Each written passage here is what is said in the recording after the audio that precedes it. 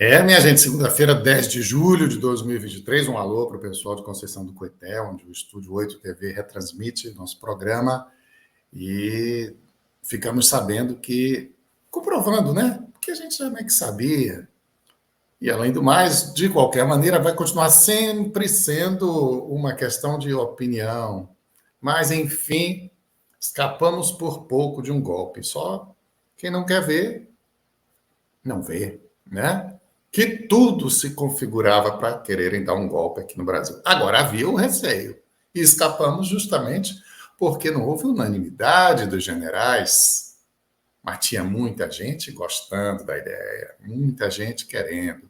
E em 8 de janeiro a tentativa foi feita e a revista Veja traz uma matéria muito interessante, uma matéria grande, extensa sobre essa questão, falando do ponto de vista de várias autoridades, detalhando muita coisa, entrevistou aí diversos políticos e fez um levantamento de toda essa situação que realmente era algo que a gente ainda precisava e ainda pode render muita coisa mais aí para frente, né? Então tá aí o Flávio Dino, o Gilmar Mendes, o Arthur Lira, todo mundo falando da matéria, mas para mim a essência realmente é isso que o UOL destacou aqui da participação nessa matéria do Flávio Dino, onde ele diz taxativamente: a maioria do alto comando torcia para que desse certo. Aquela palhaçada, aquele golpe dos trapalhões, mas não era só um golpe dos trapalhões, tinha gente por trás daquilo, da cúpula do Exército, querendo continuar, né? O governo Bolsonaro foi tão bom para eles, para que trocar? Não é? Para que trocar?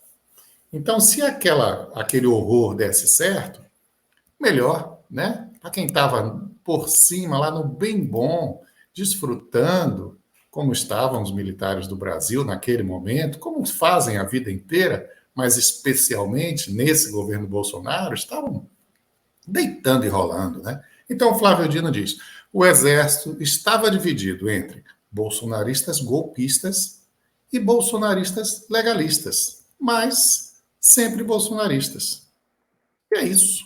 É isso, foi isso que a gente viu. Aquela conversa mole de que o Exército ia conter Bolsonaro, a imprensa, inclusive, vendeu essa ideia por um tempão. Uma vergonha, como um monte de jornalistas se coloca como porta-voz de um Exército moderado, consciente, democrático, um Exército que não existe, pelo menos não em sua maioria.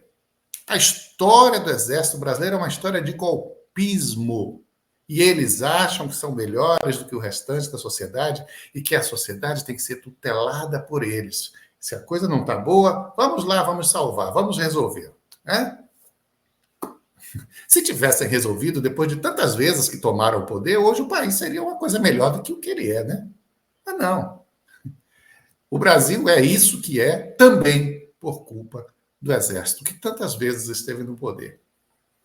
Agora, o Flávio Dino faz uma ponderação, porque no dia lá da confusão mesmo, no dia em que houve aquele ataque à Câmara, Senado, STF, Palácio do Planalto, a disposição imediata ali foi deles saírem, bora lá para aquele acampamento de golpista protegido pelo Exército, vamos prender todo mundo.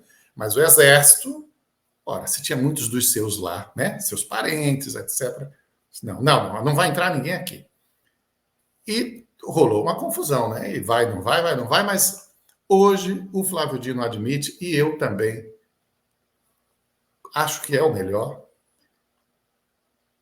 ter aguardado para efetuar as prisões no dia seguinte foi o correto a ser feito. Se fosse diferente, seria perigoso para as pessoas e talvez pior ainda para a democracia. Imagina a PM de um lado e o Exército do outro. Eu imagino coisa pior ainda, sabe o quê? A PM aderir ao Exército e dizer: olha, bora aqui todo mundo se juntar, e aí sim está dado o golpe, né? Então, era de noite, ia ser difícil, claro, fazer essa operação à noite, ainda mais com o Exército resistindo, não querendo ceder. Foi melhor que não houvesse esse embate. A gente, pelo menos, conseguiu sair desse episódio sem mortos. E, enquanto nos Estados Unidos, naquela palhaçada similar armada pelo Donald Trump, morreram 5 pessoas, os guardas que lealmente fizeram o que podiam para proteger o seu país, não o Congresso, proteger seu país, né? E a PM aqui em Brasília, a princípio, colaborou, depois houve uma reviravolta, felizmente.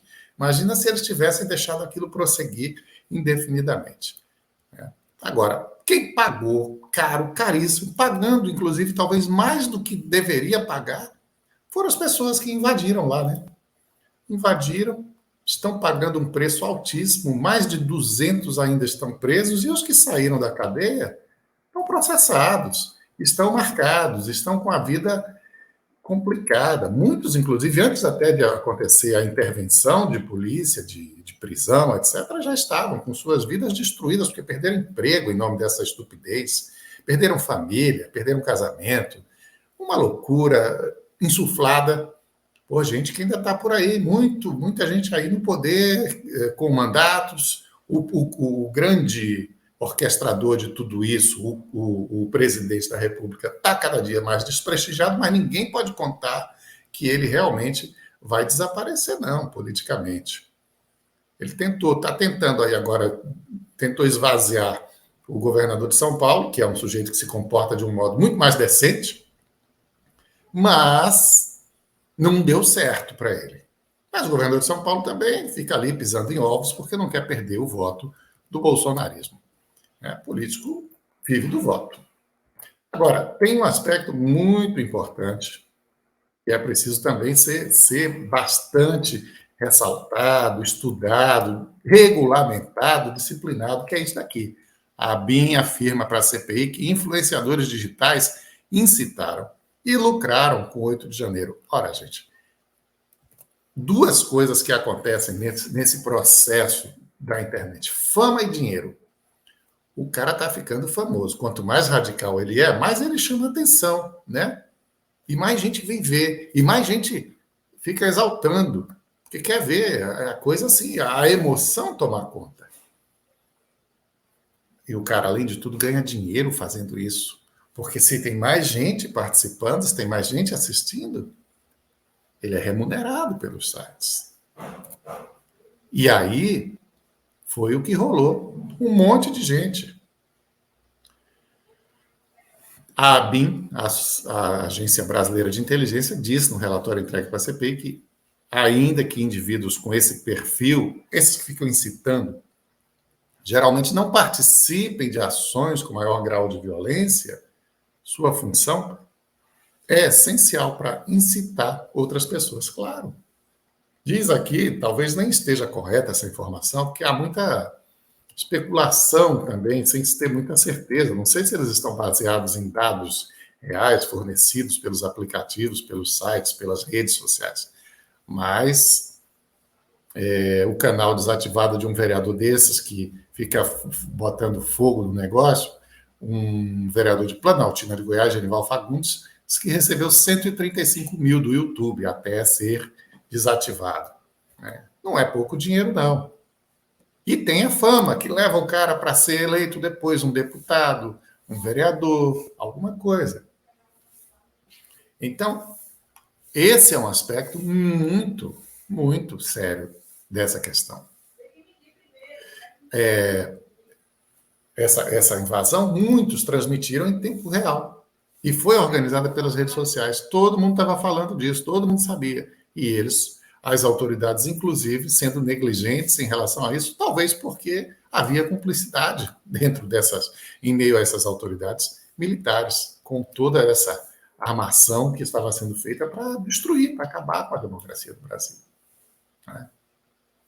Felizmente, escapamos por pouco, mas escapamos. Não sei se vai escapar, aí é a ministra Ana Moser, porque o Centrão está de olho no cargo dela.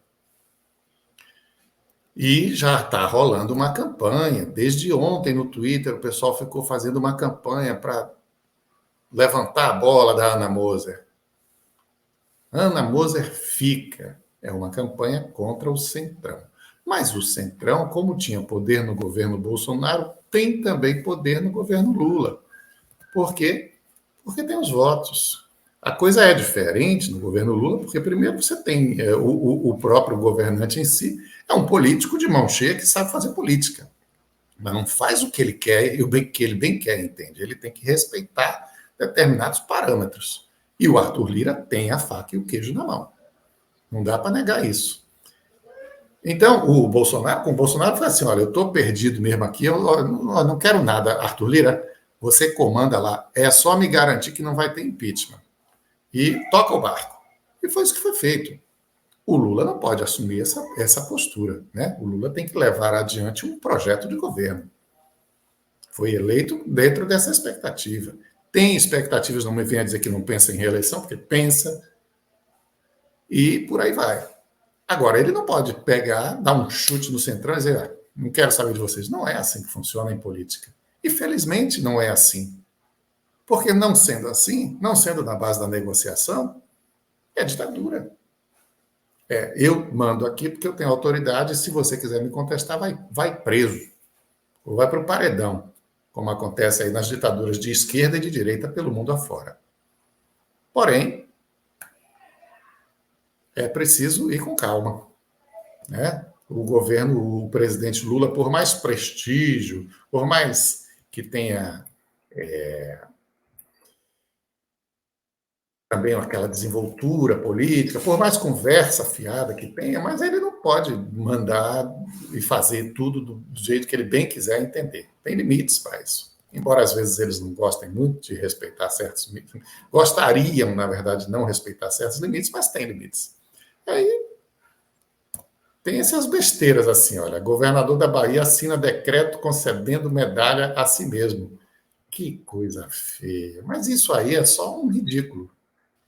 Não é uma violência, não é corrupção, é só ser ridículo. Aliás, o mesmo ridículo foi cometido pelo. Bom, saiu aqui, esclarecendo aqui, está a notícia no Conectado News, e dizendo que foi publicado no Diário Oficial do Estado, no dia 5 de julho, um decreto assinado pelo governador do Estado da Bahia, Jerônimo Rodrigues, em que ele concede a ele mesmo e também a sua digníssima esposa, Tatiana Veloso, a medalha do mérito bombeiro militar Capitão Leovigildo Melo, que é destinada a premiar integrantes da corporação militares, autoridades, corporações que tenham realizado serviços notáveis ao país, à Bahia ou ao próprio Corpo de Bombeiros. Bom, todo o primeiro escalão vai receber, é uma medalha bem generosa. E outra coisa, a mesma honraria foi dada por Rui Costa para Rui Costa. Então já é um negócio assim, meio que de praxe. E Bolsonaro também, lembra que a matéria, concedeu a ele mesmo a Ordem do Mérito do Ministério da Justiça e Segurança Pública. E assim vai. É ridículo, mas também não é algo que seja um vexame de envergonhar-nos a todos de uma maneira desastrosa. Agora, Feira de Santana teve o Bando Anunciador, né? O Bando Anunciador de Santana, nesse domingo, uma grande festa, depois de 3 anos suspensa, e é também uma festa, parece com o 2 de julho, em Salvador.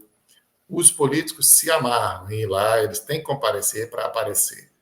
Então, temos aí o Jonatas Monteiro, nesse compilado aqui feito pelo blog do Velame, o Carlos Geilson com o Zé Neto, o Ângelo Almeida com o colega dele aqui da direita, e o Emerson Minho, vereador, e o da direita é político, mas de Salvador, e vão todos. É mais um evento assim também ligado à esquerda, né? Você não vê aí o José Ronaldo, por exemplo. Agora, na missa, no dia de Santana, aí vai estar lá, aí o pessoal do poder, o pessoal que está no poder atualmente do município gosta mais. Vai estar lá, Cobé, Zé Ronaldo e outros menos cotados também. Certamente Pablo Roberto, não sei se Pablo Roberto, parece que Pablo Roberto estava no Bando Anunciador, embora não tivesse foto, não tenha aparecido uma foto dele aí. Mas é isso, o político tem que aparecer, é da profissão, né? Se ele não aparecer, não dá muito certo, que ele precisa ser visto para ser lembrado. Olha só, Vitória da Conquista, até pouco tempo atrás, fazia uma coisa muito feia. Coletava seu lixo com carroças. Mas tomaram uma iniciativa muito bem-vinda também. E agora estão usando essas motos acopladas com um equipamento para carga atrás, vira um triciclo, não é? E com isso, eles estão agora fazendo a coleta de lixo com esses veículos que eles chamam de ciclomotores.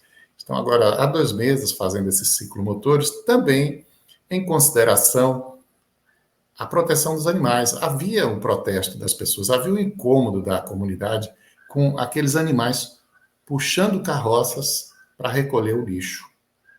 Feira de Santana não tem, olha aí, ó, o lixo sendo recolhido no ciclomotor. Feira de Santana, a coleta de lixo é feita em caminhões, né, de coleta de lixo. Em compensação, nós temos aqui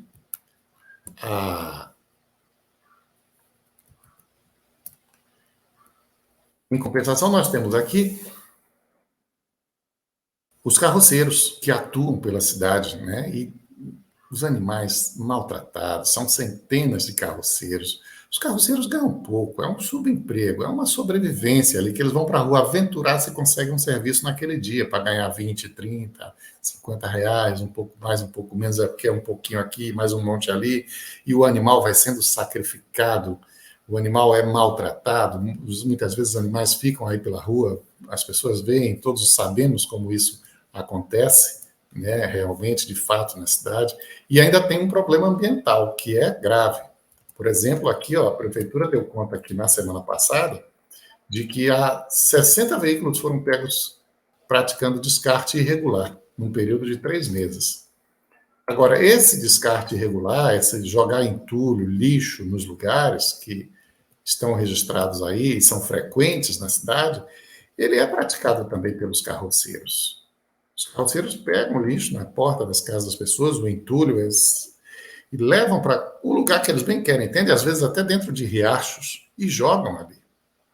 Então, tem um secretário de Feira de Santana que é vereador, Pedro Américo, e ele tem um projeto do período de vereador para acabar com esse transporte, para essas pessoas, carroceiros, terem outra fonte de renda, arranjarem um outro trabalho, a prefeitura se encarregar disso. E nós ouvimos o vereador Pedro Américo sobre esse assunto, porque, de fato, Feira de Santana precisa virar essa página. Tem que resolver esse problema. E está de parabéns o vereador pela iniciativa, embora eu entenda que, mesmo que esse projeto passe na Câmara, que ele pediu a outros colegas que levem o projeto adiante, já que ele agora é secretário de Agricultura, só vai adiante se for uma decisão de governo. Mas quem sabe, havendo a aprovação na Câmara, os vereadores conseguem se mobilizar.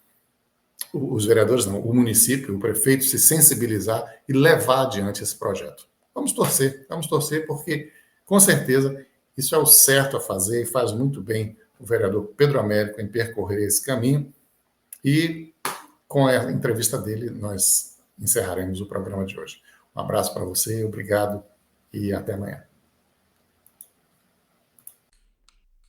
Secretário Pedro Américo, a ideia do seu projeto é extinguir esse serviço prestado por carroças na geralmente retirada de entulho em Feira de Santana? Grande abraço e satisfação estar falando contigo, Glauco. Nós queremos, em primeiro ponto, de fato, impedir os maus tratos aos animais em Feira de Santana. Isso passa pelo debate das carroças, do uso de carroças de tração animal aqui no centro da cidade. A gente tem diversas leis, diversas tentativas que foram feitas ao longo da história de Feira de Santana. Né? Se você pegar, tem lei de 96 dizendo qual o limite de peso que o animal pode carregar na carroça. Né? Você tem de 2015 mais recente, mas dele que nas principais vias não pode transitar carroça no horário de 7 da manhã até 7 da noite. Só que a gente foi identificando nessas diversas legislações que a gente tem, primeiro, a dificuldade de aplicar a lei e, ao mesmo tempo, a gente não trata exclusivamente dos maus tratos aos animais. O que a gente tem hoje em Feira de Santana, infelizmente, é uma grande parcela dos carroceiros que sequer tem um local para o animal poder dormir, para poder se alimentar direito. A maioria deles ficam ali na frente de madeireiras, materiais de construção, o dia inteiro no sol, praticamente sem nem beber água. E à noite eles soltam o relento de qualquer forma. Então é preciso buscar uma solução para isso. Não dá para a gente poder fechar os olhos com isso. Uma cidade que permite os maus tratos aos animais é uma cidade que está fadada a um sucesso, porque a gente não está cuidando das questões básicas. E existe um cadastro de quantas pessoas trabalham com isso, com animais? O cadastro mais antigo, já tem quase 15 anos esse cadastro, da prefeitura, dava conta a 350 carroceiros. Mas não foi feito um processo de atualização disso. Então, o que é que a gente propõe? A gente deu entrada no projeto de lei em 2021, que é o projeto 095. Esse projeto ele visa justamente a gente poder fazer o mapeamento inicialmente, cadastrar essas famílias, cadastrar os carroceiros, identificar quais outras fontes de renda que ele pode ter dentro desse núcleo familiar, para a gente ter essa noção. Por exemplo, qual é, de fato, hoje, a quantidade de carroceiros que subsistem dessa atividade. Então, parte desse princípio. Dentro disso, a gente começa a buscar alternativas, que é o quê? Cadastrar a família, encaminhar ela para os setores de assistência social, os centros de referência ou o CREAS, e encaminhar para os serviços de qualificação da prefeitura. Então, é buscar que aquela família possa, de livre e espontânea vontade, buscar outro tipo de informação que possa garantir àquele núcleo familiar o seu sustento. Porque também a gente precisa pensar nessa situação. Pessoalmente, o senhor que percorre muito a cidade já encontrou muito cavalo solto por aí? Eu tenho contado que a gente vê sempre à noite, e anda à noite nas avenidas, vê muito desses animais, a grande maioria deles comendo lixo, porque eles são abandonados ao relento. Se você pegar ali no anel de controle também, você tem uma série de acidentes que também estão envolvendo cavalos. A gente tem uma situação aqui em Feira de Santana, inclusive um grande amigo que faleceu recentemente, e a Jean Boaventura, ele sempre mandava muitos vídeos daquela região de Feira 6, daquela área do Novo Horizonte, inclusive animais prêmios, dando à luz com a carroça. Você vê a noção do absurdo. Meu Deus. Então, o sofrimento desses animais, a quantidade de acidentes, e além de todos os problemas que envolvem também a questão ambiental. A grande maioria dos problemas ambientais de aterro de lagoas estão ligadas também a essa questão de transporte por carroça. E aí eu lembro do Réveillon, que eu conto sempre, porque eu acho que para mim é simbólico. No Réveillon agora, 2022 para 2023, eu fiquei na cidade e rodei muito a cidade. Eu contei quase 50 cavalos soltos nas vias nas principais avenidas, aí com Sena, Lloyd Cerqueira. Então, eu vi pessoalmente, a gente vê isso, as pessoas tentando ver, então a gente precisa buscar uma alternativa. A gente não quer tirar o sustento da pessoa, mas a gente também não pode permitir, em nome disso, que esses animais continuem sendo maltratados, continuem sendo relegados, porque eu acho que a gente não pode cobrir uma coisa cometendo crime. Claro. E A sua proposta é que em 4 anos as pessoas tivessem tempo de mudar de profissão. Perfeito, a gente precisa buscar alternativas. Aí precisa dizer assim, tem um prazo para acabar. E esse prazo vai ser quando? Vai ser, a gente tinha pensado inicialmente em 2 anos. A gente fez reuniões com a comissão da OAB de proteção animal, fizemos reunião com os protetores, conversamos na Câmara, fizemos o debate, levamos inclusive pessoas para usar a tribuna livre na época. E a sugestão foi, 2 anos para um processo de administração pública, 2 anos, às vezes é pouco tempo, porque você precisa buscar algumas alternativas, inclusive do ponto de vista do orçamento. Então, por exemplo, surgiu a ideia, mas por que não coloca aquele cavalo de lata, que é uma opção que tem dado certo em vários lugares, onde a gente substitui o animal por um veículo de tração humana, por exemplo, uma bicicleta, ou a motor, como um motociclo ou uma moto. É uma opção. Mas a gente, como vereador, não pode determinar esse custo. Não pode determinar esse custo. Então, Mas nesse ponto que você acabou de tocar, a gente atinge o outro lado da história, porque tem o carroceiro que sobrevive disso. Mas tem também o morador de todo lugar da cidade que quer contratar alguém para levar seu entulho da porta de casa, às vezes até uma mexida no jardim, uma coisa menor, mas que a pessoa não tem como levar e não quer pagar a um serviço de uma empresa, né? Glauber, você tocou no ponto que para mim é essencial. Eu vejo. Muitas vezes a gente vê uma pessoa, as redes sociais são muito interessantes com isso, né? Você vê uma pessoa chega na internet, eu sou contra o maus tratos aos animais, mas na hora que vai na sua casa, que você pagaria a um incluso, né, que está regulamentado, para poder levar aquele entulho para o aterro sanitário. R$350, R$100, eu vou economizar e vou, ao invés de eu contratar uma empresa que vai jogar esse lixo, vai jogar esse entulho no local adequado, eu vou tirar o problema da minha casa, eu vou pagar o carroceiro e jogar ele no desde que não esteja na porta da minha casa. Então, eu sempre digo que, na verdade, a grande maioria dos problemas que nós temos nas cidades estão voltadas à educação e à consciência que a gente precisa ter no dia a dia, em diversas áreas. Eu estou falando essa em específico, mas a gente pode falar, sei lá, compra de celular. Que, né, se você compra um celular que não tem nota fiscal e você não sabe a procedência, você está comprando algo que possivelmente pode ter vindo, né, de um furto, de algum... Então, essa reflexão social a gente não faz. E geralmente na política as pessoas evitam fazer essa reflexão porque acham que isso atinge as pessoas. Eu acho que a gente precisa dialogar, que a gente quer cessar os maus tratos aos animais. Se a gente acha que não é um cavalo ser maltratado, mas eu compro na madeireira que deixa o cara ficar lá o dia todo e um cavalo e eu não cuido daquele cavalo, a madeireira cumpre. E realmente é um fator de poluição ambiental.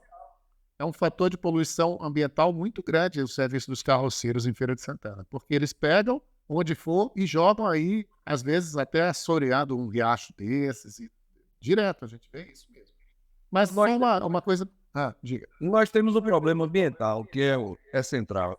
Nós temos um problema de trânsito. Nós temos o problema de acidentes que tem. Nós temos o problema dos maus tratos aos animais. E temos um problema muito mais grave, que quando eu vejo, né, algumas pessoas defenderem que é um absurdo, como é que a gente pode defender um projeto que vai tirar a renda, que vai tirar a comida da boca das pessoas, eu pergunto certo, digo, o carroceiro tem carteira assinada, é MEI, tem cadastro, tem direito, se tiver algum acidente, ele tem onde tem garantido os seus direitos trabalhistas. Então, às vezes a gente entende que o carroceiro está no subemprego e algumas pessoas que eu estou fazendo discurso político para dizer que está defendendo e tal, quer defender que o cara continue no subemprego. Bom, e essa é a questão final. O senhor não está na Câmara, está como secretário. Tem alguém lá que vai encampar esse projeto? Veja, eu fiz o diálogo com 2 vereadores. Quando eu estava saindo da Câmara, eu pedi ao vereador Jurandir e pedi ao vereador Galeguinho que pudesse assinar o projeto, porque quando o vereador sai da Câmara, ele se licencia, o projeto automaticamente ele é arquivado. Então eu pedi que os colegas fizessem isso, porque eles têm um debate, que é um debate importante. Jurandir é uma pessoa que tem uma cultura muito forte nessa questão da cavalgada, do cavalo, né, e sabe da importância de você ter um animal bem cuidado, alimentado, né, com um local adequado. Então, ele faz o debate de ter essa questão do cavalo, mas um uso adequado na zona rural. Então, isso não tem nenhum debate. Eu acredito que a gente consiga tramitar. Já tem o parecer favorável da Comissão de Constituição e Justiça e a gente quer que a gente coloque o projeto 095 a 2021 em votação. Os vereadores que tiverem outras sugestões, o projeto está lá para isso, para poder melhorar, para poder colocar emendas e poder fazer com que isso possa acontecer na nossa cidade. Tá bom, obrigado, secretário. Eu que agradeço, satisfação, forte abraço.